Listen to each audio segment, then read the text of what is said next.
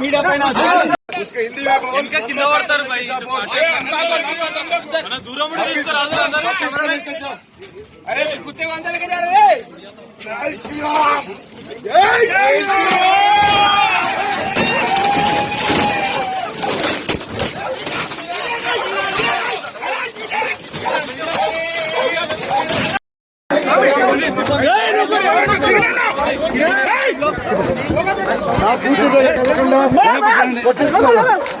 చెప్పండి బ్రదర్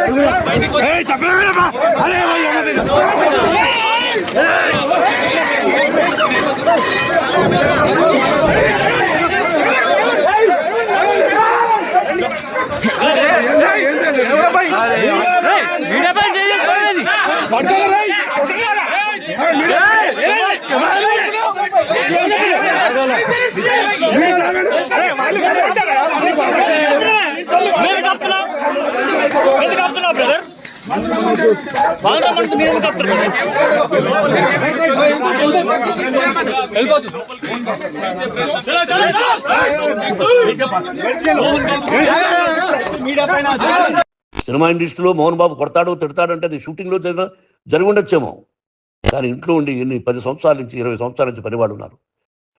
నేను ఇంట్లో లేని సమయంలో వాళ్ళందరినీ కొట్టి వాళ్ళ ఫోన్ లాక్కొని ఒకడైతే చచ్చిపోవాలి, వాడు పోలీస్ కంప్లైంట్ ఇచ్చి ఉండొచ్చు. నేను వద్దు అని వాడిని బతిమాలాడు పోలీస్ కంప్లైంట్ కూడా ఇవ్వలా.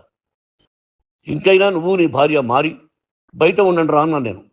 లేదు డాడీ తప్పు చేయలేని ఒకసారి వచ్చావు, మళ్ళీ తప్పు చేశావు, మళ్ళీ వెళ్ళావు, మళ్ళీ ఈసారి తప్పు చేయనన్నావు.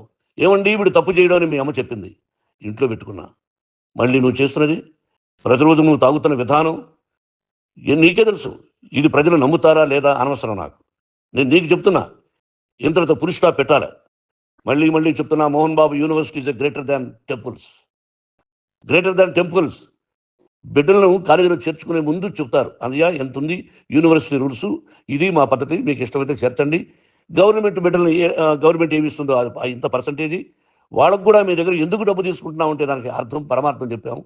దొంగతనంగా తీసుకోలేదు, ప్రతి దానికి చెక్కులు ఉన్నాయి, అది అకౌంట్ ఉంది. దానిలో తప్పులు జరిగితే డిపార్ట్మెంట్ ఉంది, కాలేజీ నుంచి ఏదైనా తప్పు జరిగితే గవర్నమెంట్ ఉంది. ఇవన్నీ నీకు తెలుసు. ఈ రోజున ప్రపంచంలోనే నెంబర్ 1గా చేయాలని మీ అన్న కష్టపడి ఇతర దేశాల్లో నెంబర్ 1 యూనివర్సిటీ టైఅప్ చేశాడు. ఈ రోజు నువ్వు చేసిన విధానం ఏమిటి? నువ్వే ఒకప్పుడు నాకు ఇవి ఏమొద్దు నేను యాక్టింగ్ అన్నావు, ఈ రోజున ఏం చేస్తున్నావు? విద్యాలయాల మీద పెట్టావు. తల్లిదండ్రులు చాలా గొప్పవాళ్ళరా. కొంతమందికి డబ్బు కట్టలేకపోవచ్చు, కట్టని వాళ్ళకు కొంత సహాయం చేసాం, అంతా సహాయం చేయలేము. బ్యాంకుల్లో డబ్బు కట్టాలి, లెక్చరర్స్కి డబ్బులు ఇవ్వాలి, యూనివర్సిటీ బ్రహ్మాండంగా నడపాలంటే మంచి లెక్చరర్స్ కావాలి. ఇవన్నీ తెలిసి చేస్తున్నావురా 32-33 సంవత్సరాల నుంచి. చంపేస్తానంటావు, మీ అన్నను చంపేస్తానన్నావు. చంపరా చూద్దాం మీ అన్న. నేనే అన్నా, తాకరా నీ ధైర్యం ఉంటే అన్నా. నా కష్టార్జితంలో నేను పిలిస్తేనే మీరు ఇంట్లోకి రావాలి, అటువంటిది పోగొట్టుకున్నాను. ఆస్తులు అంటావా, ముగ్గురికి సమానంగా రాయాలా లేదా అది నా ఇష్టం. ఆస్తులు ఇస్తానా, లేకపోతే గంగపాలు చేస్తానా, లేకపోతే ఎవరికైనా దానధర్మాలు చేస్తానా, అది నాకు సంబంధించిందిరా, నా కష్టార్జితం రా. మీరు చేస్తున్న విధానం గుణగణాలు కావాలరా. మందు తాగచ్చురా, ఎంత తాగాలి? నేను కూడా 1 or 2 పెగ్స్ తీసుకుంటా. ఇది తప్పు కాదు, జనానికి తెలియాలి, నా డబ్బు ఇది.